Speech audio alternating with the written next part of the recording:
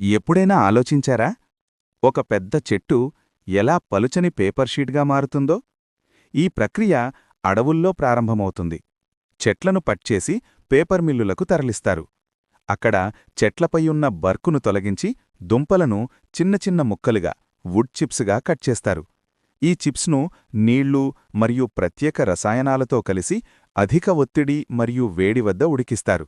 దీంతో చెక్కలోని cellulose fibres విడిపోయి pulp అనే మెత్తని పదార్థంగా మారుతుంది. ఆ తర్వాత ఈ పల్ప్ను శుభ్రపరిచి అవసరమైతే తెల్లగా చేయడానికి బ్లీచింగ్ చేస్తారు. దాదాపు 99% నీటితో ఉండే ఈ పల్ప్ మిశ్రమాన్ని ఒక వేగంగా కదిలే మెష్పై పోస్తారు. నీరు వడగట్టిన తర్వాత చిన్న ఫైబర్స్ కలిసిపోతూ ఒక పలుచని షీట్గా రూపాంతరం చెందుతుంది.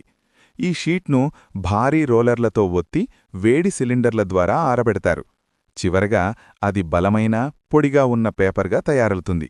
తరువాత రోల్స్గా చుట్టి షీట్స్గా కట్ చేసి ప్రపంచవ్యాప్తంగా పంపిణీ చేస్తారు. ఆశ్చర్యకరంగా 1 టన్ను పేపర్ తయారీకి సుమారు 17 చెట్లు అవసరం. అందుకే పేపర్ సేవ్ చేయడం మరియు రీసైక్లింగ్ చాలా ముఖ్యము. మరిన్ని ఆసక్తికరమైన వీడియోల కోసం లైక్ చేసి సబ్స్క్రైబ్ చేయండి.